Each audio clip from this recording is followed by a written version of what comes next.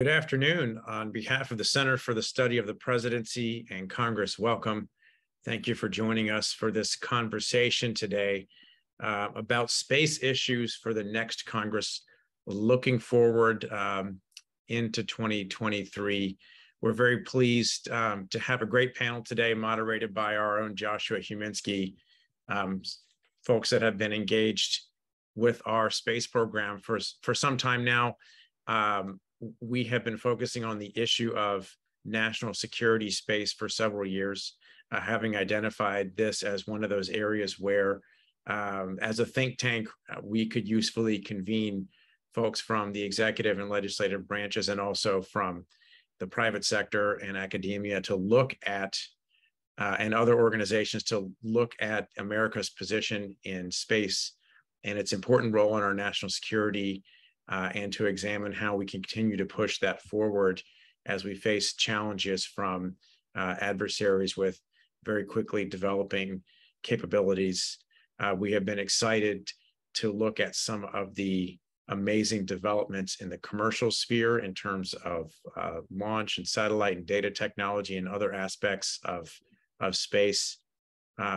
We are closing our year of CSPC programming on this issue. So it's a great topic to bring our online events to a close for 2022. And the timing is exciting as we saw the successful completion of the Artemis 1 mission around the moon. There's just a lot of exciting things happening on the space front. Some of our team was able to be down at Cape Canaveral this fall and saw the Artemis 1 rocket on the launch pad. Just an exciting piece of American-made technology. So a great context for our conversation today. But of course, there are challenges also. A lot of capabilities that our country's bringing to bear, but a lot of challenges ahead. And we have to deal with a divided Congress and try to get our governing system to work in a cooperative fashion, which is always an interesting challenge. So with that, let me invite Joshua Huminski to kick us off for a great conversation on space issues for the next Congress. Thank you to our panelists for being with us. Joshua, go ahead. Thank you, Representative Nye. And thank you to our speakers. I'm really excited to be convening this panel. One of the nice things about being a program director is you occasionally get to put together panels of people that you really want to sit down and have a conversation with, usually over a gin and tonic, but we're going to do it over Zoom today. We're joined with Sandra Erwin of Space News, Victoria Samson of the Secure World Foundation, and Dreier from the Planetary Foundation. This is a great time and a very exciting time in space this year. We saw a lot of very exciting developments, but also looking forward to what 2023 has in store for us. There's certainly a lot on the docket. And what I really want to do first is, Sandra, I want to go to you. Before we go forward, I want to take a step and look back and ask you what you thought the biggest space story of 2022 was. Was it something that we were paying attention to, that we weren't paying attention to, something that was unexpected, and kind of what were the effects of it? Thank you, Josh, and thank you for having me in this talk. I'm Sandra Erwin. I'm a national security reporter at Space News. And I will say that the biggest, no question, the biggest story for us this year was Russia's invasion of Ukraine and the impact that that's had on the space domain in a number of areas. You said, well, was this expected? Some perhaps, but most of the impact was not expected. This war has been you could say, a black swan event for the space industry that was already struggling to recover from the pandemic.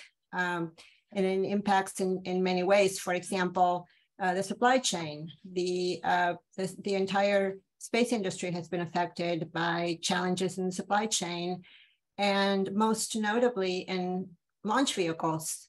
The Russians were exited from the global launch market. That left companies like OneWeb stranded with nowhere to launch their satellites, and this created a lot of problems for their business. And they ended up having to go to SpaceX and other companies. Maybe that's a silver lining for SpaceX. They got more business shifted to their rockets due to this war. Another significant impact is the awareness of the value of commercial space. Some people call this the first commercial space war. I don't think a lot of people knew how much intelligence could be collected by commercial satellites. And we saw this in the throughout the entire conflict. We continue to see it every single day in the media. And not just for imagery, the traditional imagery that we see, like photographs from space, but also other forms of remote sensing have also benefited from this awareness. Now people are more aware of the value of radar, synthetic aperture radar, of radio frequency mapping, types of remote sensing technologies that have been around, but now finally people get to see how it's used and the value. And then maybe finally another big impact has been the idea that commercial satellites are now military targets. That used to be looked at a potential theory, what if, could an adversary target US commercial satellites in a war? And now we've seen that it's happened. So obviously this has a lot of implications for the national security space business. DoD and the industry will have to work on this going forward and figure out what is the actual role of commercial satellites in conflicts. Should companies be compensated, and what responsibility does the government have in protecting these satellites? So these are questions that are all emanating from this conflict, and we will continue to be talking about for quite a long time. So I hope that helps kind of set the stage. And if you want to dig into anything more specific, I'm happy to take questions. Oh, fantastic, thank you. Victoria, I want to turn to you really quickly because there's something that Sandra had mentioned in terms of the aspect of commercial satellite vulnerability in a conflict. We saw Russia's earlier ASAT test and the debris creating event that it was. Where does the situation stand in terms of either a comprehensive ban on ASAT tests? If I recall correctly, Representative Liu and Senator Feinstein introduced a bill to advance a global ban on ASAT tests. Where does that stand today, and where do you see it going forward in the coming year? Sure, Josh, thank you. Again, thanks to CSPC for having me. So a lot of this is going to be built upon the work that my organization, the Secure World Foundation, has been doing for the past several years, following international discussions on space security, and as well as our work on counter space. I'm the co-editor of Secure World's Global Counter Space Threat Assessment, which is an unclassified compendium of counter space capabilities that we see all around the world. Yeah, so it's been interesting seeing this vulnerability come to the forefront, because it's something that we've been saying for years. The debris that's created from anti-satellite testing, it's agnostic in terms of who it attacks. And so it's really not a good idea if you want a stable, predictable domain, because that, the debris gets up there, even if it's at a lower altitude, oftentimes the force of impact picks it up higher. And, as I'm a political science major, so I'm going to dumb this down so I can understand it. But, the higher up debris is, the longer it takes to come back down. And, at a certain point, it's going to be up for centuries as a possibility, which, again, is, at this point, we don't have any way of getting it back down. So we want to make sure you minimize accretion of debris. So there has been a move in the international fora that handle space security to talk more about focusing on responsible behavior, as opposed to trying to limit weapons in space, just because the idea of defining a weapon is so difficult, where either everything's a weapon or nothing's a weapon. Just because really it's not necessarily the technology that is threatening, but it's what you do with it.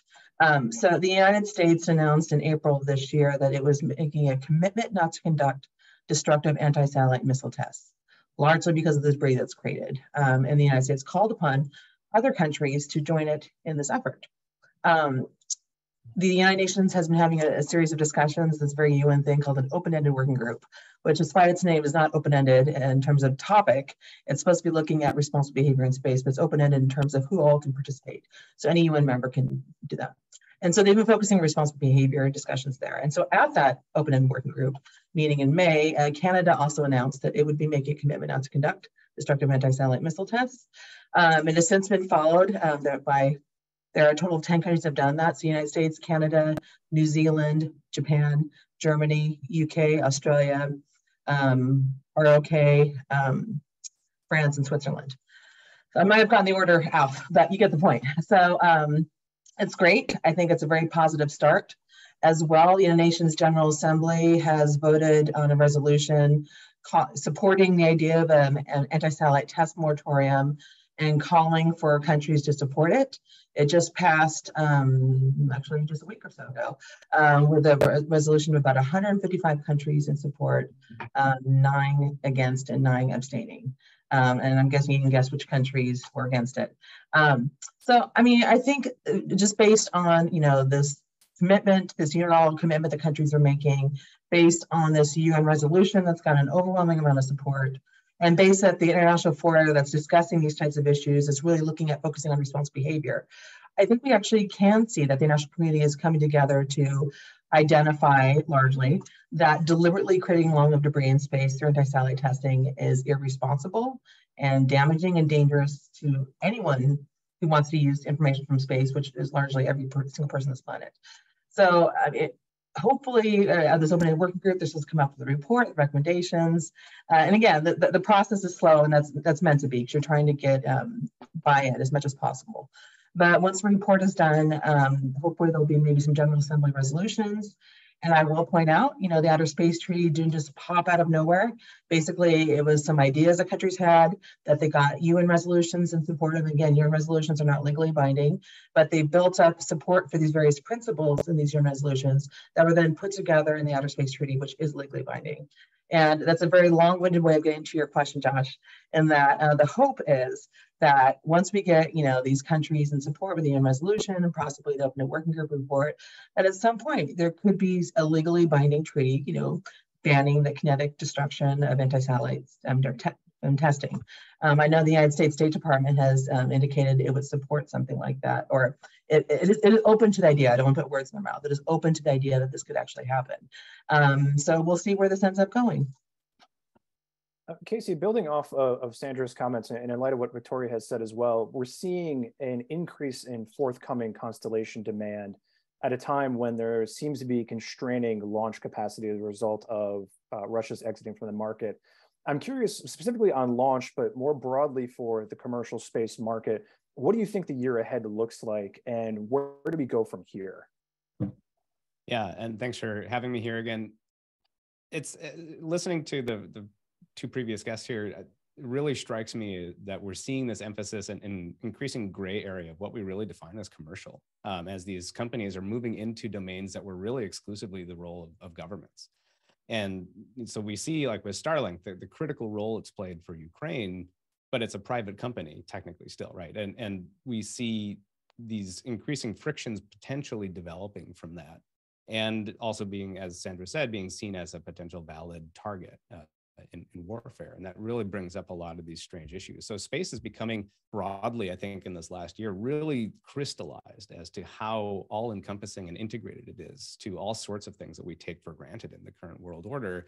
And I think it's raising its profile as a consequence of it, and really integrating across government. And I think that's something that we can really see happening in the last year in particular. For commercial, obviously, we're in this strange period of constriction of launch, not just because of Russia, but because of this transition period that we've been having. I guess you can kind of tie to Russia with the RD-180s for the Atlas V rockets and others, but ULA is transitioning to new rockets. Blue Origin is developing new launch capability, but none of those are available yet.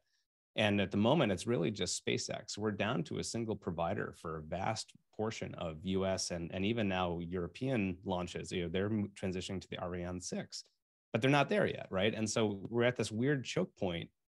Fortunately, SpaceX is there, and they happen to be this 3 sigma outlier of a company that's capable of launching 50, maybe 60 times a year. But that's not something that's really resilient in the long run. And I think we're seeing through, also crystallized through Ukraine, the value of this resiliency of your networks. Do you want to have just one provider of commercial satellite communications? Do you want to have just one provider of launch? Of course you don't. And we're seeing this choke point being, I think, revealed. And there'll be a lot of, I think, investment and consideration in terms of policy about what is the policy in terms of a nominally commercial sector as these intersect with, again, these kind of prior areas that were really reserved as the domain of government. On that, Sandra, earlier this month, you wrote about the Defense Science Board's examination of the military's reliance on commercial systems and its implication. What specifically is the Science Board going to be looking at, and what do you envision that the outcome will be from that report? Yeah, Josh, that's a very interesting development from the Pentagon. The Defense Science Board, as many of you may know, it's a panel of outside advisors. They're usually members of industry, of academia, and they focus in different areas. In this case, the Undersecretary of Defense for Research and Engineering, Heidi Shyu, she appointed a task force that's going to be looking specifically at the use of commercial space technology by DoD. So they will be spending several months looking at the demand for commercial space. What exactly does the military need commercial space for? What capabilities are available? And what implications that has for the military? Is this going to create a dependence that DoD may not want to have?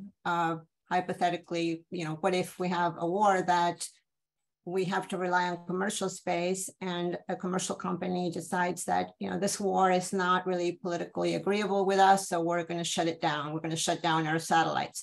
So DoD doesn't want to be in that position. So they need to decide how to work with commercial industry in a way that is acceptable to everyone and that makes sense for the government, makes sense for the private sector. So this type of evaluation is going to be very revealing in a lot of ways. Unfortunately, we don't know if they're going to discuss the findings publicly or in classified meetings, but I think it just speaks to the reality that the military needs commercial space innovation. They need this technology, and they just have to figure out a way to integrate it with existing government systems, and they also have to find a way to procure, whether it's hardware or services. But there's just a lot that they have to continue to work through in the coming months. Josh, if I could build off of that, Sandra's point about the military trying to figure out how it can integrate with the commercial sector. This is not a new topic, but overclassification continues to rear its head, and is just one of those things where space systems, military space systems, are classified almost in a knee-jerk sort of way, and that complicates this type of integration. It complicates working with non-U.S. partners, even if they're allies and people that the U.S. has been working with for some time. And that really is a challenge. And for whatever reason, it's really hard to get rid of. And what frustrates me as an outside observer who's been watching this for some time is that while this classification of certain space systems, their existence may have made sense decades ago, when you really needed to have the government was only one of the telescopes. And so, they wanted to control information they could. But right now, anyone with a solid phone can go outside and track down satellites. So their existence is not, should not be questioned. What they do, sure, I can understand that, and I understand the need for national security considerations for that. But this over-reliance on classification doesn't make sense, is technologically a curious way to go about doing it, and actually harms the military as it tries to take advantage of commercial capabilities and of allies and partners capabilities as well. So I'm hoping in 2023, we'll see a move away to at least, rethink some of that and try and declassify or lesser classify things as much as possible. To follow up a little bit on what Victoria just said, this is a cultural problem that we see. The classification culture goes back to the days of the Soviet Union, when it was a dual superpower space race. Like you said, it does not make sense for today's environment, but how do you change that culture? I think some officials, some leaders within the government agree with what Victoria said, but there's no easy solution. All it takes is for somebody to write a memo and say this is declassified. That's all it takes, but who's going to do that? Who is going to maybe pay some political capital to do that? And the other issue now is you hear the Space Force talk about international cooperation. They want to work with allies. They need allies to help with the space situational awareness. They need allies to share technology and maybe do joint projects. But you can't do that if every memo gets stamped no foreign. So I think right now it's getting to a point that some of the classification is becoming counterproductive for the US space community. So potentially we're going to see some change, but like everything else in the government, it's a big battleship that you can't just turn on a dime. So we'll see how it goes, but yeah, definitely a big issue. This is fantastic. I do want to throw out to the audience. We've already received some questions from the question and answer function. So if you do have a question, please feel free to drop it into the chat or the question and answer. Casey, this one comes from Sarah Erickson, speaking about your reference of the gray area for commercial space and the potential implications of SpaceX's new Starshield enterprise, which is for military applications, and I believe Rocket Lab as well has indicated that they're going to have a specific military application platform. I'm curious how you see this military-specific focus either complicating the equation or if it's not going to really change that sort of gray area you referenced.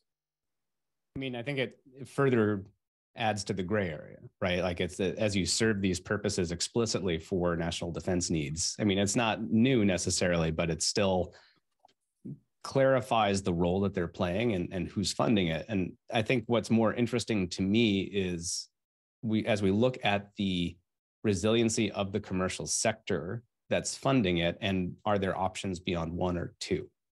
And I was just thinking, listening to Sandra and Victoria talk a little bit too, that these new era of commercial players, they are also being cross-pressured by different needs of their own. Beyond it, I think that's the fundamental change that we're seeing, is that it's not, when you move to commercial, when the US government is just one customer of many, you no longer have the full commitment to the US government to serve exactly their needs in ways that we may not have fully considered in the long run. And I'm thinking here of, hypothetically, should China invade Taiwan? What about the commercial companies, their role in that situation, providing cross-pressured services to Taiwan versus, let's say hypothetically, owners of a commercial satellite company also have a vast commercial car company that has interests in Chinese markets, right? And there will be a cross-pressured set of issues there of what role do those individuals play, because they're not just serving US national security needs in that situation. And so you're creating this hodgepodge of cross-pressured actors in this area, which was, again, the policy desire, right? That we have this broad commercial sector, but it's just fundamentally changing the decision process and the concept of resiliency. You just can't have one provider dominant, but at the same time, we kind of do inadvertently through one provider just outpacing everyone else. And so how much does the government then prop up alternate commercial providers, and then is that at the end of the day really a commercial market? It seems to me that we're steadily moving towards a situation where we need to have a very robust set of integrated policies, not specifically a space policy, but a set of policies that are going to be governing operations and activity in space across the civil, commercial, and military spaces. One attendee references that the commercial space sector should be treated like a commercial airline industry, need time to step up in a strife for war to support the United States and allies. I'm curious, Sandra, where do you see right now the center of gravity when it comes to the development of these space policies? And we saw in the previous administration, the National Space Council stepping up and being very visible in what it was doing, but less so in the current administration. And I'm curious where you see that center of gravity happening. Is there activity behind the scenes that we're just not hearing about? And what direction do you see it going in the coming year? Yeah, that's an interesting question, because we don't see really DoD right now visibly at the center of policymaking. I think they were very concerned about the ASAT tests and the debris problem, and so they came out with a list of like a 7-point memo with things that the military shouldn't do in space to prevent debris, to make space more sustainable. But as far as policy, I think what we're seeing most of what we're seeing on military space policy right now, it's coming from the NDAA.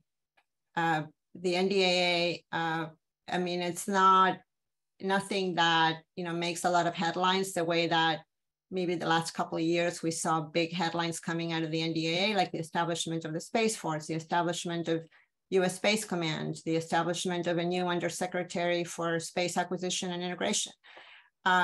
This year, there's some things that keep getting repeated, but it's maybe some new things, like, for example, defending satellites. The NDAA very explicitly says to DoD, we need you to give us a strategy, show us what is your strategy for the protection of satellites. The message that satellites are targets is resonating. So they're asking for more action on that. They're also asking DoD to lay out a program for tactically responsive space. And that is a catchphrase that means we need DoD to work with the commercial launch industry so they can have responsive launch. So if there's a war, there is a capability like a commercial reserve force that can go and launch satellites and replenish constellations if assets came under attack. So that is a very much a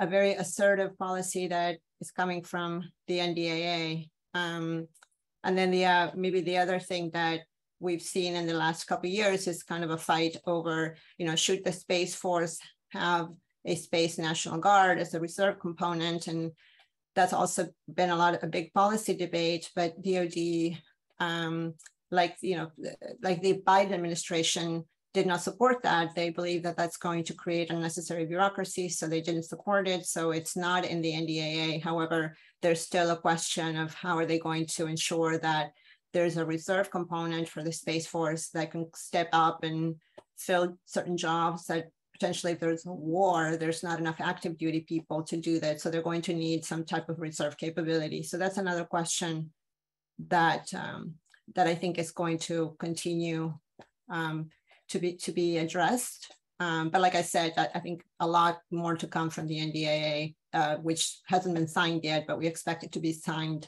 in the coming weeks. Victoria, I mean, Sandra did a great overview of where we stand in terms of the effort to get a coherent policy in the United States. How does the international component fit in with this? I know the Department of State is stepping up quite significantly.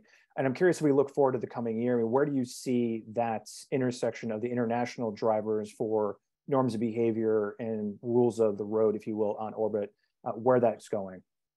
Sure. So I talked a little bit earlier about the open-ended working group, and that's looking at, lack of a better way of doing a security space, norms behavior, rules behavior, that's being discussed in the United Nations branch that deals with security space issues, the Conference of Disarmament. So they've got, they have a mandate for 4 meetings. They had 2 this year. They'll have 2 in 2023. They're week-long meetings in Geneva, and there's one in January and one in August. And the goal is for the January meeting that countries will submit their thoughts on what responsible behaviors and what they want to see as norms and rules of the road, that type of thing. And then there'll be discussion. And then hopefully in the August meeting, they'll be able to come to some sort of agreement on at least a few. And then the chair of that working group will submit a report to the UN Secretary General, and then hopefully we'll see it build upon, like I said, maybe a UN General Assembly resolution and go on from there. As well, the Russians and Chinese got support for another very UN group called the Group of Governmental Experts, the GGE. They had one a few years ago that talked about basically prevention of arms race in outer space. Really, it was more for the Russians and Chinese to promote their hobby horse, their treaty against nuclear weapons in outer space, which is actually doesn't really do a lot, can't be verified, hasn't gone anywhere in the 15 years since it was first suggested, but they keep pushing it. And so they got support for their GGE to take it up at the end of 2023. So there's concern, I think, that that some stuff will not be handled and the first discussion and get pushed back to the group of governmental experts and just keep dragging it out. Hopefully not. Hopefully they'll be able to come to some sort of solution. And I think when you read the statements by a lot of countries at this open working group, you do see some commonalities emerge. It is considered bad form to deliberately create debris in orbit. It is considered bad form to do uncoordinated close approaches to other operator satellites. It's considered a good idea to operate with due regard of other operators. So I think that at least a few things can come out of this. So hopefully we'll see them happen. But as well, as I said, that's the branch of the UN that does security space. So the branch of United Nations that does civil space, United Nations Committee on Peaceful Uses of Outer Space, a few years ago ended nearly a decade-long effort called, where they're trying to develop long-term sustainability guidelines. And they came up with 21 guidelines in 2019 of ideas that are good for space sustainability. And the COPOS is interesting. It's a consensus-driven organization. And so you needed to have every single country that was a member of COPOS at that point to agree to the 21 guidelines. And these are countries as disparate as the United States, Russia, China, Iran. And they came up, the 92 countries came to 100% agreement on these things. So that's good. Of course, the next question is, well, how do you implement them? And that's really what COPOS is looking at in the coming year, as well as, okay, the things they weren't able to come to agreement, should they pick those up? LTS 2.0 is a discussion. So we'll see what ends up happening with that. But the other, I think, big driver internationally for norms and rules of the road and that sort of thing is the rising prevalence of the commercial sector in the space domain. Right now, I double checked, there's about 7,100 active satellites. Of those, 3,200 are from one entity. It's not a government, it's a commercial operator, it's Starlink. And so, and if you see all these there are a lot of plans for other very large constellations in low Earth orbit, they start getting launched, you can see very quickly that it could be tens of thousands of satellites. The FCC even started a special space bureau because they said, well, we're getting, I forget the exact number, I feel like it was over 60,000 applications they're looking at over the next few years. They say, well, we've got to be able to handle this. And again, these are by and large mostly commercial entities. And so that's a huge change in how the space domain governs, because the space domain has always had a commercial aspect to it. But when you're looking at the main operators, back in the 1960s, 70s, 80s, it was governments, it was nation states. And so the governance regime was built under the understanding that major operators were nation states. And now they're commercial actors, which is not a bad thing, but it's a change. But the governance mechanism have not caught up. You've heard me talk ad nauseum probably about the United Nations. I mean, commercial sector is not represented in the United Nations. In theory, they're represented by their national governments. But yeah, so you can see there's a challenge. So when you have a security concern, when you have a complication, it's not nation state to nation state. There's a commercial actor involved. And I would point out, for example, when China was upset because Starlink got very close to their space station. Again, this is a government actor and a non-governmental actor, and you can see how it complicates things. Right. When even the United States and China have a difficulty in talking to each other officially about space issues, you can see it's even exponentially more challenging when you bring in the commercial sector. And again, I don't want to sound like I'm down the commercial sector. There's an acknowledgement that the governance needs to catch up, and it's going to require some, I think, creative thinking in terms of how to bring in those viewpoints, because a lot of times the commercial actors are the ones setting the best practices, because they're, by sheer numbers, they're the ones doing it. And I will point out as well, finally, the commercial sector has been very proactive, at least here in the United States, on setting up what it thinks of norms of behavior. You have the Space Safety Coalition has an operating document of best practices. You have the Satellite Industry Association has their space sustainability guidelines. You have CONFIRS, which looks at on-orbit servicing. The Space Data Association, the granddaddy of them all. And so I think that's an acknowledgement that the commercial sector recognizes that it has a responsibility to be looking at space sustainability, and is trying to provide some leadership in those matters. And so I think we can build upon those ideas and really use that and to ensure that space domain is stable and sustainable and predictable for all. Can I just add to that? I think there's an interesting connection that a lot of the commercial actors are coming from a history of Silicon Valley and tech, which has made a lot of its money by purposely finding areas that are unregulated or poorly regulated and moving faster than regulatory systems are capable of. So it's a specific strategy to pursue, to move faster than the rate of regulation, and then have regulation based on what's already been done in those areas. So I think this isn't an accident that we're seeing this happen faster than regulatory systems are able to respond. I actually want to stick with if I may. Oh, please, Sandra, go ahead. Yeah, I just wanted to throw in another tidbit on this issue. commercial space and space traffic management, there's going to be a lot of attention being paid to this pilot program by the Department of Commerce, which is working with the Department of Defense to implement a policy dating back to 2018, Space Policy Directive 3, I believe, that requires a civilian space traffic management agency to replace the military office that currently oversees that. This has been going on now. They've been trying to get this going for years. Finally, they got funding. So this pilot program that's going to be kicking off, it's just kicked off last week and it's going to be going through February. There's 6 commercial companies that are going to be prototyping software applications to try to show this is how we track medium Earth orbit. This is how we track geostationary Earth orbit. And then the Space Data Association is going to be working with satellite operators to figure out, is this helpful? How should these capabilities be tweaked? So it's a lot of work, and it's just going to be all the blocking and tackling that has to be done to be able to get to the civilian space traffic management, which would be a huge development if we can get there, so that the space industry can have a civilian office that they can rely on for support, and the military can focus on national defense, which is what they really want to do, and not have to worry about all the commercial conjunction warnings and whatnot. So I think that's something that we finally see some traction, and we'll see where it goes. I want to circle back on that one, and Casey, I want to go to you on this one. What we've seen, sort of Victoria highlighting what the State Department has been doing, the international components. Sandra did a fantastic overview of where the NDAA is in the center of gravity. If we look specifically to Congress, the incoming Congress for the next session, you're seeing a lot of turnover in some of the most, the smartest, the most expert committee members and on space specifically. What do you think that kind of effect is going to be in terms of getting the new Congress up to speed on space, the new set of leaders in the various committees, and how is that going to affect that sort of management? As you rightly pointed out, that the commercial space sector is surging ahead and Congress is going to be struggling to find where the paper clips are and where the relevant reams of paper are. Yeah, I mean, I would maybe not characterize it quite as strongly in terms of turnover. I think, we mainly saw retirements is what changed kind of some of the staffing, particularly on appropriations.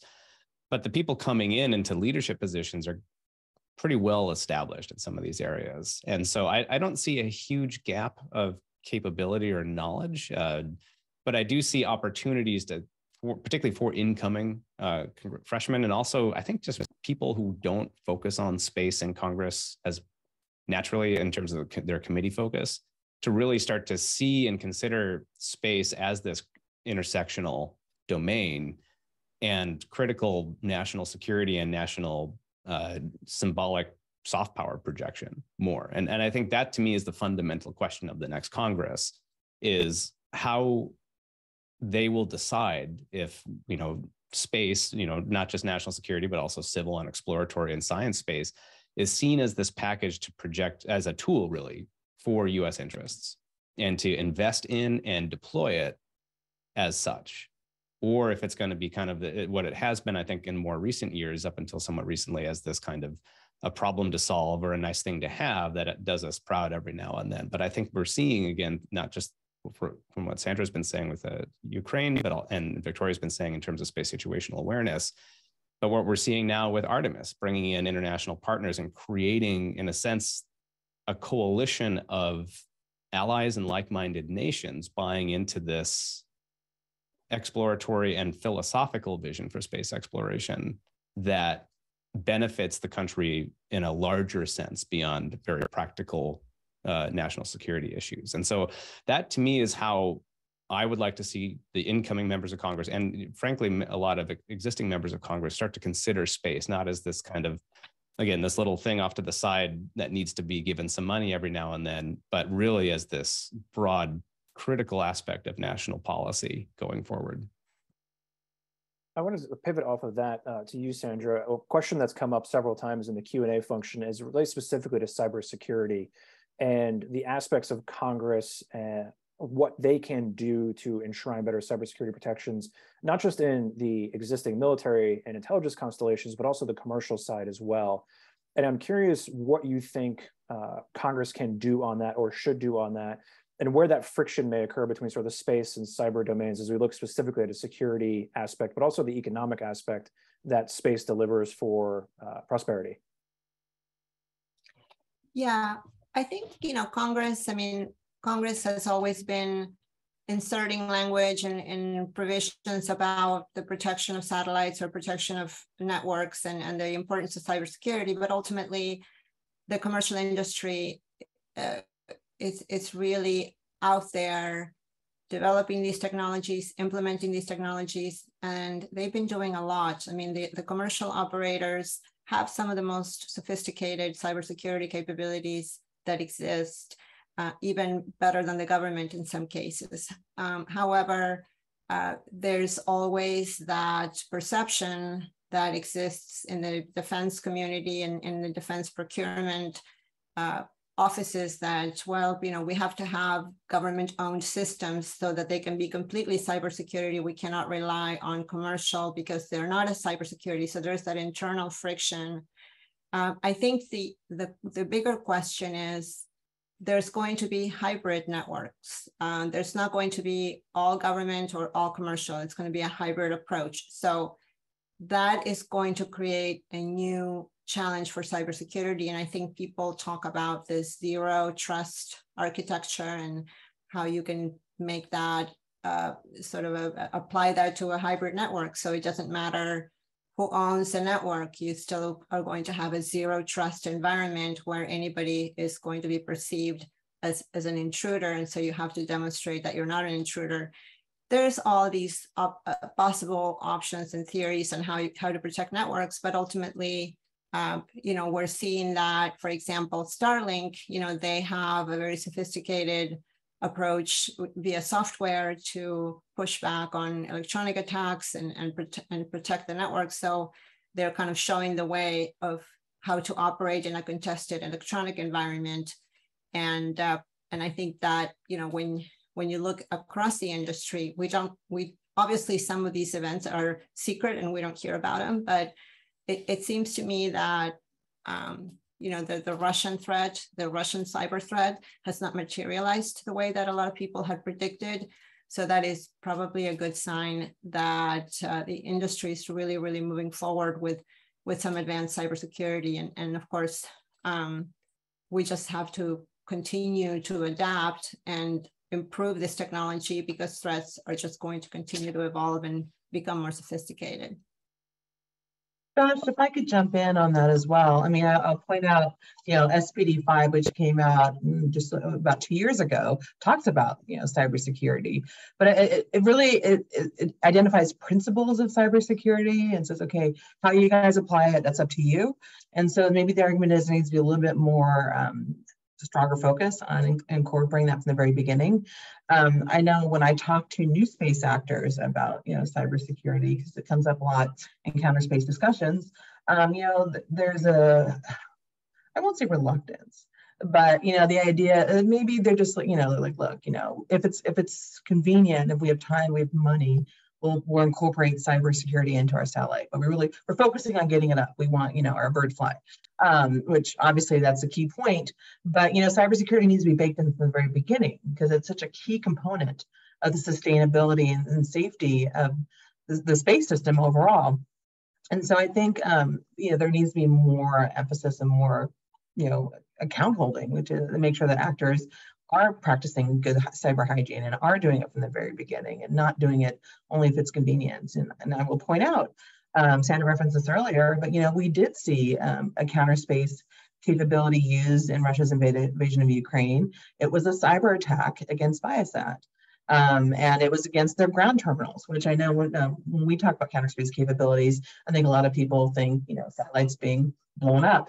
And that obviously is one of them, but one of the things that's really come to the forefront recently is that cyber and jamming are much more usable counter space capabilities. And as we saw in Ukraine, that's exactly what happened. You saw a cyber attack, and you saw it on not the stuff up in space, but the stuff on the ground, which is much more accessible. And so I think it just really highlights the need to have cybersecurity. And I feel, and I think a lot of companies, countries saw that and recognized, okay, this is not just a theoretical construct, it's something we need to be worried about and be focusing on. And I know that there were a lot of emergency meetings held this past spring about how to incorporate cyber best practices. And everyone, I won't say playing catch up, but really trying to fill in whatever holes they had because of this. So hopefully that was a realization moment that will make more actors be more cybersecure in the future. Thank you. Casey, on that, you mentioned earlier on about the importance of supply chain security and cybersecurity obviously being a component of that. How does the United States government plan to help manage, or should it plan to manage at all, the sort of the commercial space industry's exposure to supply chain disruptions, but also potential penetrations of the supply chain, be it cyber, be it whatever it may be, including disruptions? In the last NASA authorization that passed as part of the CHIPS and Science Act, earlier this year, there are a number of reports requested from NASA on workforce and supply chain. And so I think that begins the process of trying to understand the areas of concern, particularly on the civil side. And again, this just strikes me again that this is a hairy issue of how commercial and how private is this private market when it starts intersecting with, as it clearly is now, serving a critical national security need and seen as a critical national asset, right? And other countries are starting now really catching up, trying to build their commercial space markets for the same purposes that we've seen, the benefits of here in the United States. So again, that becomes, I don't have a strong opinion personally about where the US government should or shouldn't control the private sector, because I'll let my colleagues maybe speak to that with more expertise on it. But I think it is, that's the essence of the issue we found ourselves in. And I think that's what's so fascinating, and it's worth stepping back and realizing that we're running a kind of a massive experiment here nationally through how we're engaging the commercial sector in these critical areas throughout space, right? In national security, comms, and exploration, right? Where we're using commercial partners, fixed price partnerships, and depending on the fact that they will be around, that they will preserve and provide reliable capability, that they will endure, and that they'll be resilient in all the ways that we were just talking about from a national security perspective. So it's a policy by choice, but again, I think the outcomes are not necessarily fully expected when these policies were enacted, particularly in the early parts of the 21st century, that we're really reliant on just a handful of private actors now. And that then what is the role of government in dictating their behaviors, actions? And then if that's the case, how private, again, this is a whole commercial sector that has been fed and watered by the government pretty much from the beginning, right? So it's not this springing up of this pure kind of Adam Smith style capitalistic enterprise. This is a tightly coupled, cultivated marketplace that may or may not ever be able to stand on its own. And I think is only becoming more integrated and again, into this gray area of a pseudo government, or at least protected industry. Sandra, I want to pivot to you.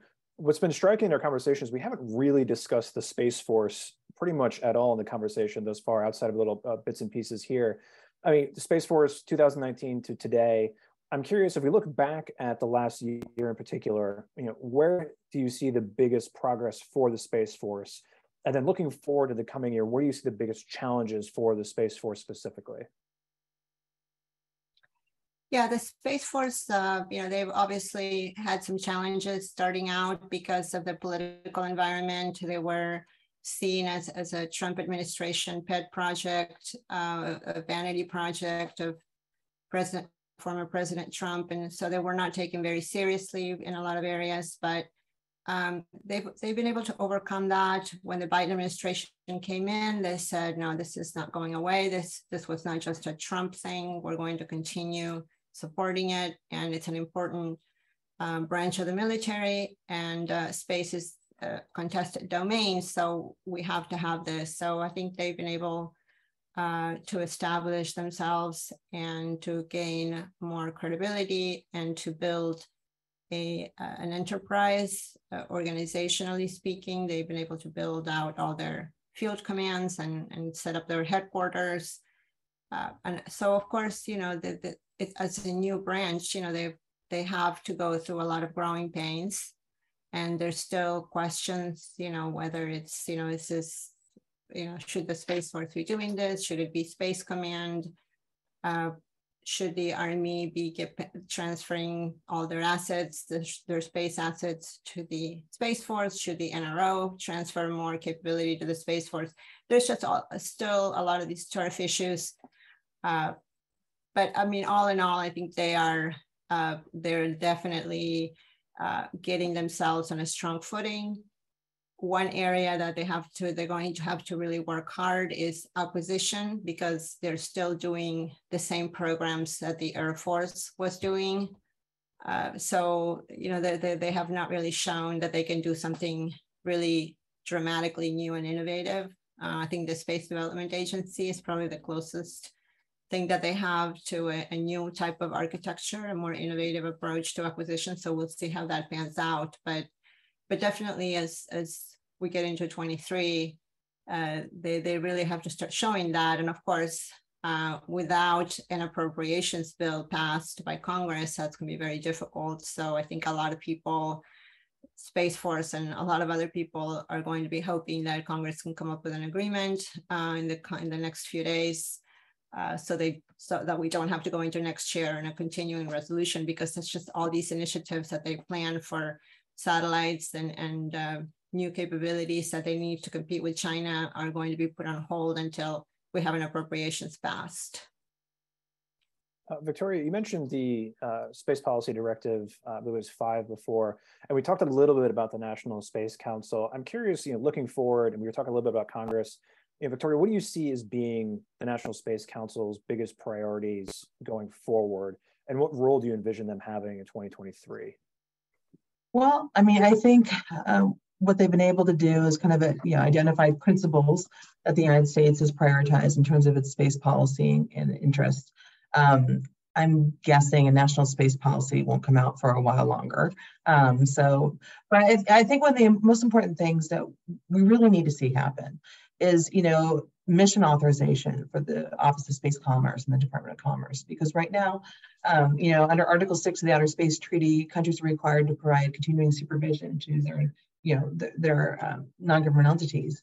And there's a lot of emerging and new commercial space activities that really have to go through a hodgepodge of government agencies to get support.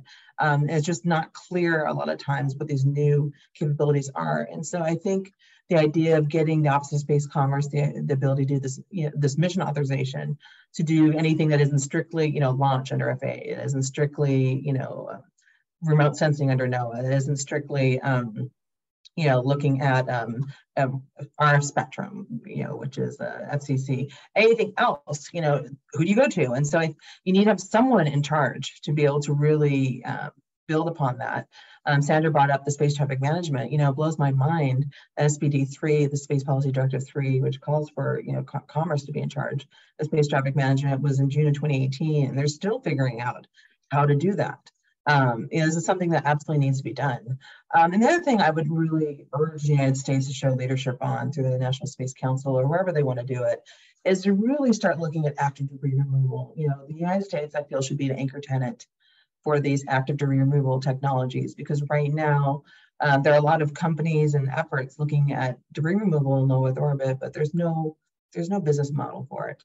And I think really and truly, unless there's a government anchor tenant, there's not going to be. And this is where, the United States, as let's face it, the creator of a lot of that debris just through the dawn of the space age and natural efforts, has done a bunch of it. It should show leadership and responsibility and starting to spend money to be able to develop that active removal, because this is how the next use of space is going to need to be done.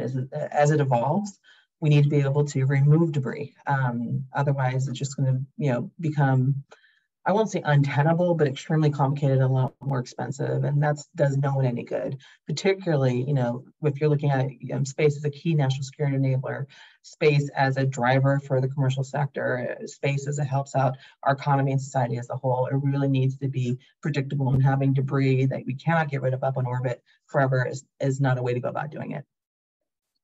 Casey, I'd be remiss if I didn't ask about sort of Artemis and the cislunar or lunar environment and what you see happening, if anything, sort of over the next year. it seems that the progress to the moon keeps getting closer and closer and accelerating. And the mission success was fantastic. But what do you see happening this next year? And then I have one sort of round robin question before we'll wrap up, as we're getting close to the hour. Yeah, and to even preface that, I'd like to build off of what Sandra mentioned earlier too, which is it too basic just to say appropriations is probably one of the big things that Congress should focus on next year? It's really important, right? And it's almost goes without saying, but I think worth emphasizing that stepping back even in Artemis, my answer is part of this, which is, and I alluded to this earlier, which is we've talked a lot and kind of alluded to today about competition and the increasing global competition between US and China, US and Russia. And what I see is actually an increasing balkanization of space exploration groups, where you have kind of groups of allies with different kind of philosophical approaches, somewhat at odds with each other. And there's a lot of rhetoric about that. And rhetoric is great, sure, but it's cheap, it's easy, words are free. And what it really comes down to is Congress going to decide to take competition seriously and provide the funding in a serious way that befits a high priority? And I think that's as basic as it is at the end of the day to say more money for this stuff. You really can't shortcut some of this, because at the end of the day, most of the funding goes to labor costs of people to do things, and labor is not getting cheaper over the last particularly year, but even the last 20 years. And so do we really take seriously the concept of competition, both in national security, but also in civil space, which is a realm of that? And we're seeing China approach it in a competitive manner, in a way, talking about Mars sample return before the US would complete its Mars sample return, talking about, doing its own lunar exploration, planetary exploration, this realm of high profile scientific endeavors that the US and its allies have really done amazingly well at over the last 50 years. But that doesn't happen on its own, right? That requires and needs, this type of resources from the vision already established through the scientific community and through NASA, frankly, at this point with Artemis. So we shouldn't take for granted that we just saw a successful uncrewed test of Artemis, right? That's huge. That's the first lunar system that I've in my lifetime, right? And in 50 years. And we're going to see people going around the moon here in just a couple of years. And that stuff, again, needs this kind of steady hand, not to get too basic about it, but it really does. And so can we look past domestic opposition and squabbling in order to set our space program and space operations up in a truly competitive manner? Will be the key thing for me next year, to see how serious people take this, how real is the rhetoric, or how empty it is, conversely, by their actions. It's fantastic. It actually sort of addresses my final question before I turn it back to Representative Nye is, what is the biggest issue facing Congress? And you said appropriations and getting the investment in and supporting competition. So we'll got your answer. I guess we'll turn to Sandra and Victoria, and then I'll turn back over to Representative Nye. Well, I think besides what everyone said, obviously some very important policy issues, but I think the integration of commercial space and national security, I think that is a very, very big issue. Congress has been kind of poking at this for a long time. Commercial satellites, what are we doing? Commercial remote sensing, what are we doing? They've been asking questions. Commercial launch, what are we doing? But I think now, everything has just kind of reached a turning point that it has to be done on a much larger scale. So we talked about the Defense Science Board, but I think people like me are going to be looking at what are they actually doing on the acquisition side. They've created the Space Systems Command, created a commercial services office. What are they going to do? And the NRO is kind of now viewed as the model for buying commercial imagery. Is that going to maybe be replicated by the Department of Defense? So we have you mentioned your op-ed on national security space launch phase 3. That's where we're going to see how serious is DoD about promoting competition and launch. Are they just going to continue to work with the same two providers? How are they going to create opportunities? And I think obviously Congress has been interested in that, but anytime we have a big contract opportunity come up, it's going to get even much more attention. Victoria? I'll be really quick, so I know we're right at the hour. In addition to what I said about mission authorization and being a leader and funding after debris removal, the United States needs to figure out what to do about China. And I think that the United States needs to be able to engage with China in space, just because, as we're seeing in the moon, there's possible competition over landing sites and what have you, and obviously there's concerns about counter space capabilities. And so I would urge Congress to show leadership and promoting ways in which the U.S. not cooperate but engage with China, because we need the two major space actors need to be able to discuss issues of common interest, again, to ensure that space is stable and predictable for all. Thank you very much. Well, thank you very much, all three of you, for joining us today. I would very much look forward to reconvening us in about 6 months' time, where we can see kind of how Congress is doing so far, and then doing again at the end of the year, except next year we'll do it properly over gins and tonics. So thank you very much. I'm going to turn it over to Representative Nye to wrap us up. Let me just echo Joshua's thanks to our panelists, and thank you, Joshua, for moderating what was a very interesting conversation. This issue around space is such an interesting one, as you all have detailed today. So many facets to this issue, so many things we have to think about overlapping and getting right, from adversarial intent to security clearances to supply chain issues and multiple actors across a broad spectrum. It's in some ways one of these areas where it's ideal for the interventions of a think tank with convening capacity to bring folks from all angles together. And then we're also very pleased to have experts such as yourselves make your time available for these important discussions. So thank you, Victoria, Casey, and Sandra, for sharing your really incredible insights with us today. Thank you to our audience for joining us. And as this is our ultimate online event for the year, wishing you all a safe and happy end of year and holiday season. And we look forward to getting right back to work in 2023. Thanks. See you soon. Take care. Thanks.